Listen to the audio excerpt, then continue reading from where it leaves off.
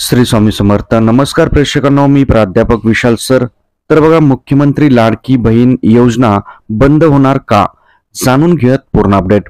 तत्पूर्वी चॅनलला नवीन असाल तर चॅनलला सबस्क्राईब करा आणि बेल आयकॉन नक्की प्रेस करा.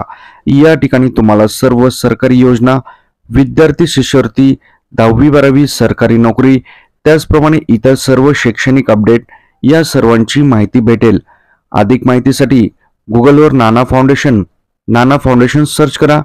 त्याचप्रमाणे PDF फाईलसाठी नाना फाउंडेशन टेलिग्राम अकाउंट जॉईन करा. लिंक डिस्क्रिप्शन आणि कमेंट सेक्शन मध्ये दिलेली आहे. तर बघूयात पूर्ण अपडेट. तर बघा, या ठिकाणी ही योजना भविष्यात चालणार की नाही या देखील प्रश्नचिन्ह निर्माण होत आहे. त्यामुळे लाडकी बहीण योजना भविष्यात चालणार की थांबणार, नेमकं घडलंय काय, बघूयात पूर्ण वृत्त. तर बघा प्रेक्षकांनो, मुख्यमंत्री एकनाथ शिंदे यांनी महिलांसाठी लाडकी बहीण योजना सुरू केलेली आहे. याचा मोठा गाजावाजा देखील झालेला आहे. परंतु अर्ज भरण्याचे ऍप आणि पोर्टल सध्या चालत नाहीये. त्यामुळे महिलांमध्ये संताप व्यक्त होऊ लागलेला आहे. महिनाभरापासून 1 जुलैपासून अर्थातच लाडकी बहीण योजना सुरू झालेली आहे.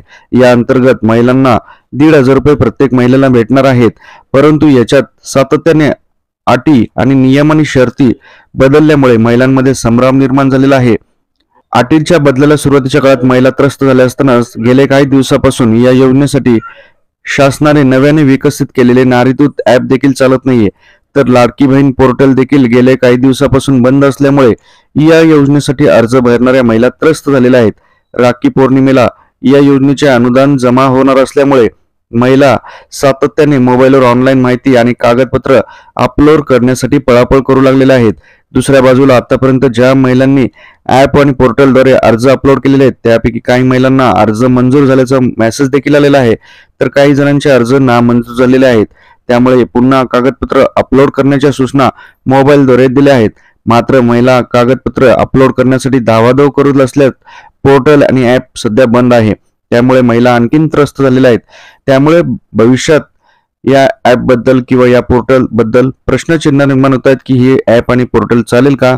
आपल्याला काय वाटतं कमेंट मध्ये नक्की कमेंट करा. आणि बघता बघता 1 सेकंड लागतो, लाईक करा. त्याचप्रमाणे आपण फॉर्म भरलाय की नाही, त्याचप्रमाणे आपल्याला 1 रुपया आलाय की नाही, 1 रुपया ज्यांच्या खात्यावर आलेला आहे त्यांचं व्हेरिफिकेशन झालेलं आहे. त्यामुळे त्यांचा येत्या 2-3 दिवसात हप्ता पडू शकतो तुम्हाला. आणि रक्षाबंधनला दोन्ही हप्ते मिळणार आहेत. अर्ज मंजूर झालेल्यांचे अनुदान लवकर जमा होणार आहे. अर्ज नामंजूर झालेल्या महिलांना अनुदानासाठी प्रतीक्षा करावी लागणार असल्याने त्या महिलांचा रोज सरकारवर साहजिक निर्माण होऊ लागलेला आहे. योजनेचे अनुदान सुरू होण्यापूर्वी मुख्यमंत्र्यांच्या बहीण असलेल्या महिलांना इतका त्रास दिला जात आहे. त्यामुळे ही योजना भविष्यात चालणार की नाही यावर देखील आता प्रश्नचिन्ह निर्माण होत आहे. तुम्हाला काय वाटतं विद्यार्थी मित्रांनो, प्रेक्षकांनो, ही योजना भविष्यात चालेल का फक्त निवडणुकीपर्यंत ही योजना आहे? नक्की कमेंट मध्ये कमेंट करा. व्हिडिओ आवडल्यास लाईक करा. परत भेटूयात नवीन अपडेट सोबत पुढील व्हिडिओत. ओके, ठीक आहे. थँक्यू. स्वामी समर्थ.